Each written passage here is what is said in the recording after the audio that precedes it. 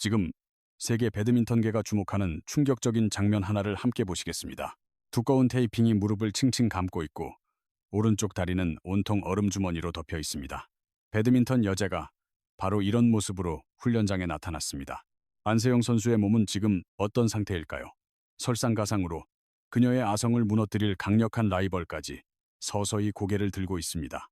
이번 시간에는 안세영 선수가 처한 심각한 부상 상황과 시스템이 초래한 위기, 나아가 새 시즌 판도를 바꿀지 모를 힘의 균형 변화까지 그 징후들을 차분히 짚어보겠습니다. 진천 선수촌에서 포착된 안세영 선수의 모습, 그 첫인상만으로도 많은 것을 짐작할 수 있었습니다. 2026년 1월 31일, 엑스포츠 뉴스 보도를 보면 그녀의 오른쪽 무릎은 얼음 주머니로 완전히 덮여 있었고 그 위를 다시 두꺼운 테이핑이 단단히 고정하고 있었습니다. 이걸 그저 컨디션을 조절하는 수준이라고 보기엔 보호 조치가 너무나도 철저했습니다. 더욱이 이 모습이 팬들의 응원이 담긴 커피차 앞에서 찍은 사진과 함께 알려지면서 훈훈한 격려와 얼음장 같은 현실이 선명한 대조를 이루었습니다. 환하게 웃는 표정 뒤로 그녀의 무릎은 아직도 사투를 벌이고 있음을 분명히 보여주고 있었습니다. 하지만 사람들을 더 걱정하게 만든 것은 그 다음에 공개된 훈련 영상이었습니다.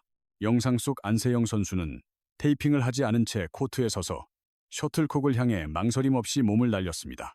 언뜻 보기엔 평소와 다름없는 훈련 같았지만 이 모습이 몸 상태가 완전히 좋아졌다는 뜻은 결코 아닙니다.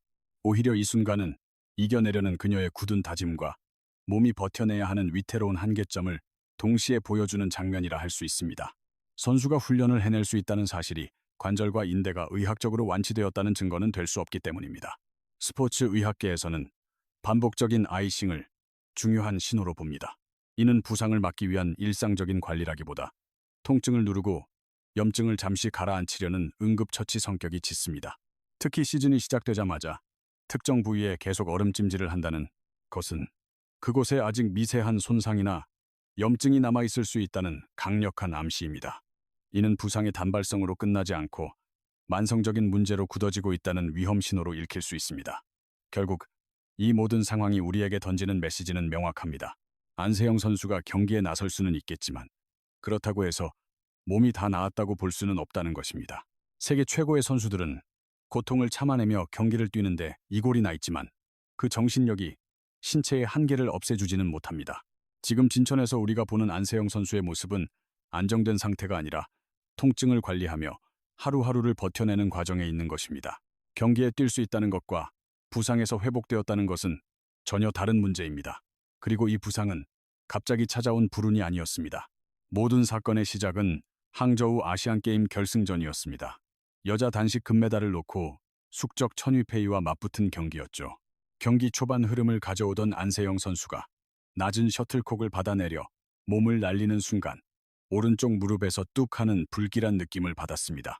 외부 충격음이 아닌 관절 속에서 무언가 잘못되었다는 명백한 신호였습니다. 살을 애는 듯한 고통 속에서도 그녀는 포기하지 않았습니다. 테이핑으로 무릎을 고정하고 진통제로 버티며 기어이 금메달을 목에 걸었습니다. 하지만 그 영광의 순간은 회복의 시작이 아닌 길고 긴 부상의 서막에 불과했습니다. 대회가 끝나고 찍은 MRI 사진은 냉혹한 현실을 보여주었습니다. 오른쪽 무릎 인대가 손상된 것입니다. 문제는 이 부상을 처음부터 너무 가볍게 여겼다는 데 있습니다. 처음에는 2주에서 4주 정도면 괜찮아질 거라는 긍정적인 전망이 나왔습니다. 하지만 의학적으로 볼 때 인대 손상이 그렇게 짧은 휴식만으로 낫는 경우는 거의 없습니다. 결국 미세한 파열과 불안정성이 그대로인 채로 훈련과 경기에 나서면서 무릎의 손상은 눈덩이처럼 불어났습니다. 이때부터 안세영 선수에게 고통은 특별한 상황이 아닌 매일 견뎌야 하는 일상이 되어버렸습니다. 아픈 상태로 뛰는 것이 당연한 일이 되었고 그녀의 몸은 치유가 아닌 통증에 적응하는 쪽으로 길들여졌습니다. 이런 상황은 우리 몸의 움직임 원리상 아주 위험한 결과를 낳습니다. 다친 오른쪽 무릎에 부담을 주지 않으려다 보니 자신도 모르게 체중과 몸의 중심축이 왼쪽으로 쏠리게 된 것입니다. 결국 왼쪽 허벅지와 발목에 무리가 가기 시작했습니다. 눈에 잘 띄지는 않지만 이처럼 한쪽을 보호하려는 무의식적인 움직임이야말로 몸의 균형을 망가뜨리는 가장 흔한 원인입니다. 그 증거로 2025년 월드투어 파이널스 결승에서 안세영 선수는 왼쪽 허벅지에 극심한 경련을 겪었습니다. 이것은 단순한 피로 때문이 아니었습니다. 오랜 기간 한쪽으로 쏠렸던 부담이 마침내 한계에 이르렀다는 것을 보여주는 장면이었죠. 전문가들이 가장 걱정하는 부분도 바로 이 점입니다. 한쪽 무릎이 계속 불안정하면 그 부담이 반대쪽 다리와 엉덩이 관절로 갔다가 결국에는 다시 원래 아팠던 무릎으로 되돌아오는 악순환이 반복됩니다. 이 악순환의 고리에서 가장 무서운 것은 바로 전방 십자인대, 즉 ACL이 파열되는 최악의 상황입니다. 순식간에 방향을 틀거나 갑자기 멈출 때 체중이 한쪽 다리에 실리는 상황이 바로 전방 십자인대 파열이 가장 일어나기 쉬운 조건입니다. 안세영 선수의 경기 스타일과 현재 몸 상태를 고려하면 이러한 경고는 막연한 추측이 아니라 언제든 일어날 수 있는 현실적인 위협입니다. 결론적으로 지금 그녀가 겪고 있는 부상은 하루아침에 닥친 불행이 아닙니다. 항저우에서 시작된 작은 금, 너무 안일했던 초기 판단, 아픔을 당연시하며 강행한 경기들, 그리고 그 결과로 깨져버린 몸의 밸런스가 겹겹이 쌓여 만들어낸 예고된 재앙입니다. 안세영 선수의 몸은 이미 한참 전부터 경고를 보내고 있었습니다. 그리고 이제 그 경고음은 그 누구도 무시할 수 없을 만큼 커졌습니다. 이러한 갈등은 단순히 개인의 불만을 터뜨린 수준이 아니라 문제투성이인 시스템 전체를 뒤흔드는 폭탄 선언과도 같았습니다. 올림픽 시상대 가장 높은 곳에선 안세영은 생애 최고의 순간에 모두를 놀라게 한 한마디를 던졌습니다. 자신을 돌보지 않은 협회를 향한 고발이었습니다. 그녀의 짧은 이 한마디는 한국 스포츠계 전체를 뒤흔드는 거대한 파장을 몰고 왔습니다. 금메달리스트에게 을에 기대되는 감사 인사 대신 반복되는 부상에도 불구하고 훈련과 경기 출전을 강요당했다는 충격적인 폭로가 그녀의 입에서 터져나왔습니다. 안세영이 지적한 대표팀의 훈련은 여전히 낡은 방식에 머물러 있었습니다. 몸이 회복할 시간이 필요할 때조차 정해진 훈련을 모두 마치는 것이 미덕처럼 여겨지는 분위기였다고 합니다. 세계 정상급 선수를 위한 관리 시스템이라기엔 믿기 어려울 만큼 허술하고 구시대적이었습니다. 파문은 걷잡을 수 없이 번졌고 들끓는 여론에 결국 정부까지 나서게 되었습니다. 대한배드민턴협회를 향한 특별조사 결과 수많은 구조적 문제점이 수면 위로 떠올랐습니다. 체계적인 의료관리 기준은 찾아볼 수 없었고 부상 선수를 위한 장기적인 회복 계획 또한 전무했습니다. 장비 문제 또한 도마 위에 올랐습니다. 선수 개개인의 몸 상태나 부상 부위를 고려하지 않고 후원사의 장비를 일괄적으로 사용하도록 강요하는 관행이 선수들의 부상을 더욱 악화시켰다는 비판이 제기되었습니다. 심지어 협회 재정 운영의 불투명성 의혹까지 불거지자 협회를 향한 대중의 신뢰는 그야말로 바닥까지 떨어졌습니다. 마침내 문화체육관광부가 직접 나서 제도 전반에 대한 대대적인 개선을 촉구하기에 이르렀습니다. 한 선수의 외침이 대한민국 스포츠 행정 전체의 문제로 비로소 공론화되는 순간이었습니다. 이 모든 과정에서 가장 역설적인 사실은 세계 랭킹 1위 안세영이 정작 기댈 곳이 없었다는 점입니다. 올림픽 금메달리스트인 그녀가 의지한 것은 국가대표팀의 체계적인 지원 시스템이 아니라 오롯이 자신의 개인 팀이었습니다. 소속팀인 삼성생명에서 지원하는 전담 의료진과 재활팀이야말로 망가져가는 그녀의 몸을 지켜낸 마지막 보루였습니다. 이는 우리가 기대하는 국가대표 선수 관리의 이상적인 모습과는 한참 동떨어져 있습니다. 국가가 길러낸 세계 최고의 선수가 정작 가장 필요할 때 국가 시스템의 보호를 받지 못하고 개인의 역량에 기댈 수밖에 없었다는 사실은 우리에게 더 큰 씁쓸함을 남깁니다. 안세영 선수와 대한배드민턴협회 간의 갈등을 단순히 한 개인과 조직의 다툼으로만 볼 수는 없습니다. 이는 오직 결과만을 중시하며 달려온 한국 스포츠 시스템이 이제는 한계에 봉착했음을 알리는 명백한 경고등과 같습니다. 금메달이라는 결과물이 시스템의 성공을 증명하는 것처럼 보일지라도 그 과정에서 선수의 건강과 미래를 담보로 삼았다면 이는 성공이 아닌 실패의 징후일 뿐입니다. 안세영의 용기 있는 목소리는 선수로서 자신의 정당한 권리를 찾기 위한 외침이었고 동시에 후배 선수들이 자신과 같은 고통을 겪지 않기를 바라는 절박한 문제 제기였습니다. 따라서 이 갈등의 핵심은 과거의 책임 소재를 가리는 데 있지 않습니다. 오히려 세계 최정상의 선수를 어떻게 지켜내고 성장시킬 수 있는 지속 가능한 시스템을 구축할 것인가에 대한 근본적인 질문을 던지고 있습니다. 안세영의 플레이 스타일은 그녀 최고의 무기인 동시에 가장 치명적인 약점이기도 합니다. 그녀의 승리는 강력한 한 방으로 결정되기보다 지칠 줄 모르는 랠리를 통해 상대의 항복을 받아내는 방식으로 이루어집니다. 코트 구석구석을 쉴 새 없이 오가며 상대의 공격을 모두 받아내고 결국 상대가 먼저 지쳐 무너지게 만드는 강철 같은 수비력이 바로 안세영 배드민턴의 핵심입니다. 문제는 이런 플레이 방식이 필연적으로 엄청난 신체적 부담을 동반한다는 데 있습니다. 긴 랠리란 단순히 경기 시간이 길어지는 것을 넘어 수십 번의 급격한 정지와 방향 전환, 그리고 낮은 자세를 유지한 채 이루어지는 수많은 런지와 점프의 연속을 의미합니다. 이 모든 움직임 속에서 발생하는 충격은 무릎, 발목, 고관절에 고스란히 누적되며 결코 사라지지 않고 데미지로 남게 됩니다.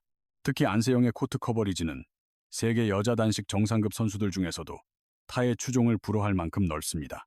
좌우는 물론 코트 앞뒤를 오가는 움직임을 한계까지 가져가며 상대의 공격을 막아낸 뒤 역습으로 전환하는 플레이를 쉴 새 없이 반복합니다. 이때 발생하는 엄청난 부하는 어느 한 관절에만 머무르지 않습니다.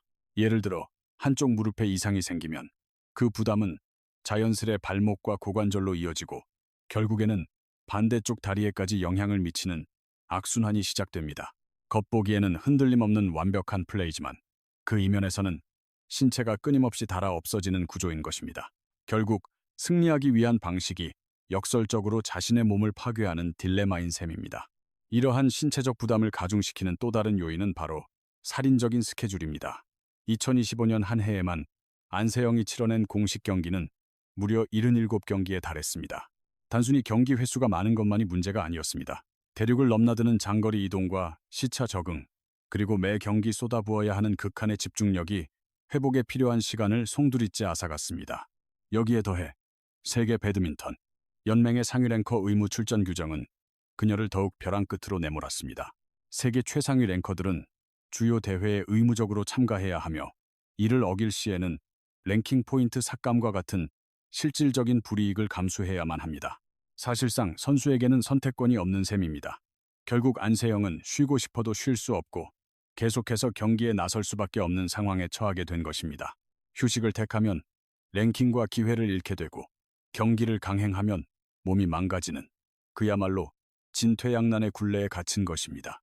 그녀의 수비적인 플레이 스타일은 단기전에서는 상대를 압도하는 강력한 무기지만 피로가 계속 쌓이는 장기적인 투어 환경에서는 오히려 가장 먼저 고갈될 수 있는 위험을 내포하고 있습니다. 현재 우리가 목격하고 있는 그녀의 잦은 부상은 일시적인 컨디션 난조가 아닙니다. 이는 그녀의 플레이 스타일과 현재의 스포츠 시스템이 함께 만들어낸 구조적인 문제의 결과물입니다. 안세영이 겪는 딜레마는 비단 그녀 개인만의 문제가 아닙니다. 이는 현대 배드민턴이 세계 정상의 자리를 지키기 위해 선수에게 무엇을 요구하고 있는지를 상징적으로 보여주는 사례입니다. 철옹성 같던 안세영의 몸이 삐걱거리자 세계 여자 배드민턴 단식의 판도 역시 즉시 요동치기 시작했습니다. 그 변화의 중심에는 그녀의 숙명이자 가장 위협적인 라이벌 천위페이가 있었습니다.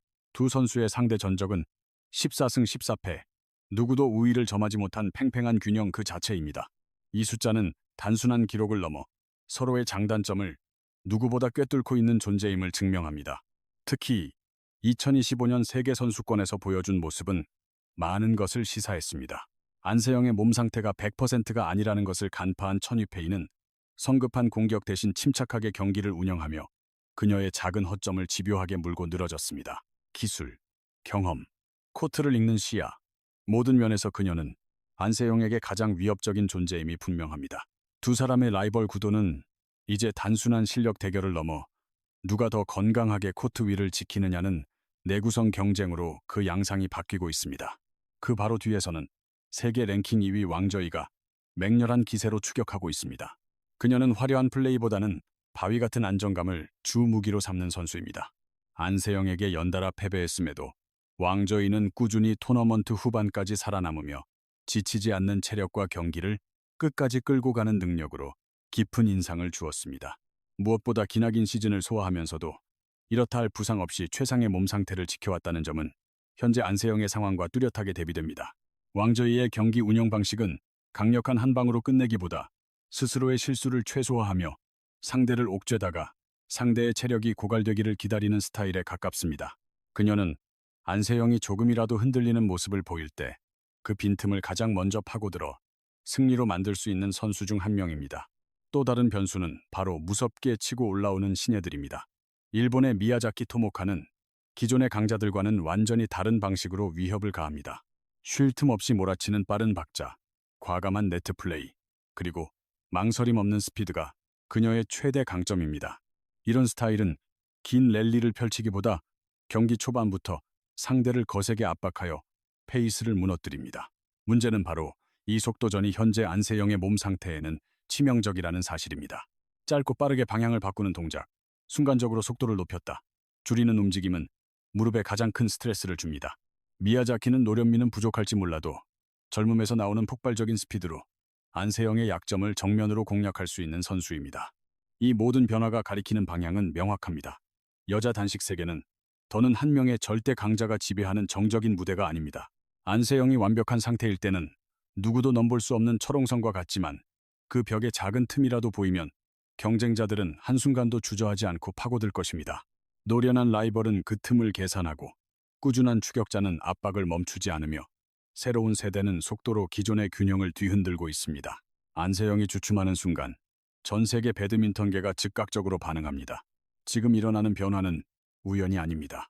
이는 권력 지도가 바뀌기 직전에 나타나는 전형적인 신호에 가깝습니다. 안세영을 둘러싼 우려는 이제 국내를 넘어 세계적인 관심사로 번졌습니다.